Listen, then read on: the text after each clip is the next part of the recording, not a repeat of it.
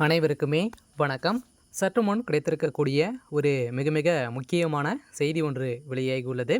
சற்று முன் தமிழகத்தில் 6 மாதங்களுக்கு ஆளுநர் ஆட்சி, இன்று நீதிமன்றம் கொடுத்த இறுதி தீர்ப்பு. இது மாதிரி செய்திகள் இன்று காலம் பார்த்தீங்கன்னா பரபரப்பாக தமிழகத்தில் பேசப்பட்டு வரும் நிலையை தான் பார்த்தீங்கன்னா ஒரு பெரும் அதிர்ச்சியை ஏற்படுத்தியிருக்கு.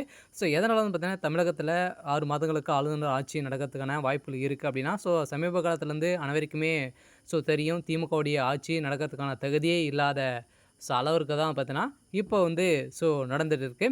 இந்த நிலையில் தான் பார்த்தீங்கன்னா தமிழகத்தில் திமுகவுடைய ஆட்சி முதல்வர் ஸ்டாலின் அவர்களுக்கு நடத்தக்கூடிய தகுதிகள் அவர்கிட்ட இல்லை. இதுவரை நிறைய தமிழகத்தில் பார்த்தீங்கன்னா கொலை கொள்ளைகள், இதே மாதிரி பார்த்தீங்கன்னா நிறைய மெகா ஊழல், இதுக்குமே எந்த ஒரு நடவடிக்கையுமே பார்த்தீங்கன்னா தமிழக அரசு எடுக்காத நிலையில் தான் இப்போ அதிரடியாக இந்த செய்தி ஜனாதிபதியுடைய காதுக்கு சென்றிருந்த நிலையில் ஜனாதிபதி அவர்கள் பார்த்தீங்கன்னா போட்ட உத்தரவின் அடிப்படையில் இப்போ ஆளுநர் ஆர்.என். ரவி அவர்களுக்கு பார்த்தீங்கன்னா 6 மாதங்களுக்கு அவருடைய ஆட்சி வரப்போகுது, அமலுக்கு வரப்போகுது அப்படின்ற மாதிரி இப்போ நீதிமன்றம் இன்று தீர்ப்பு வழங்க போகிறதாக ஒரு தகவல் வெளியாக இருக்குது. இதை பற்றி இந்த வீடியோவில் நம்ம முழுமையாக பார்க்கலாம். அதுக்கு முன்னாடி நம்ம சேனலுக்கு இப்போ தான் நீங்கள் முதல் முறையாக வந்திருக்கீங்க அப்படின்னா மறக்காமல் நம்மளுடைய சேனலை சப்ஸ்கிரைப் பண்ணி சப்போர்ட் பண்ணுங்கள். வாங்க வீடியோக்குள்ளே போகலாம்.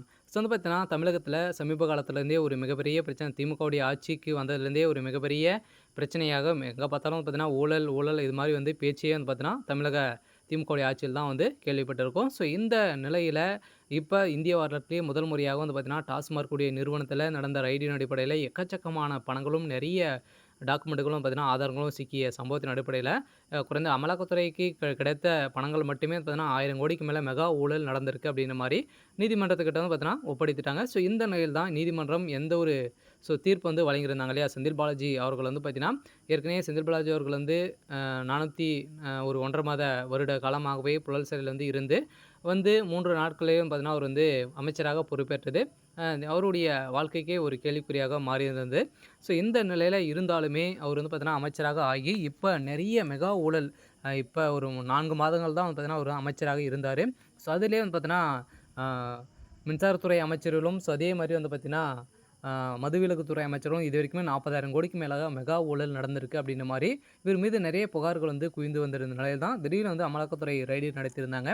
இந்த ரைடின் அடிப்படையில் இப்போ பார்த்தீங்கன்னா இது நிரூபணமாயிருக்கு. இந்த பணங்கள் அனைத்துமே பார்த்தீங்கன்னா முதல்வர் ஸ்டாலினுடைய திமுகவுடைய தலைமையகத்துக்கு தான் சென்றிருக்கு அப்படின்ற மாதிரி அஃபிஷியலாகவே தகவல் வெளியாகி வருது. இந்த நிலையில் தான் முதல்வர் ஸ்டாலின் வசமாக சிக்கியிருக்காரு.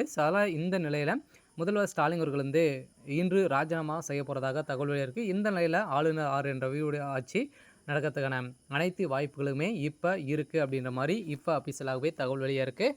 சரி, ஓகே. இன்றைக்கான அப்டேட் இதுதான். மறக்காமல் நம்மளுடைய சேனலை சப்ஸ்கிரைப் பண்ணி சப்போர்ட் பண்ணுங்கள். தேங்க்யூ.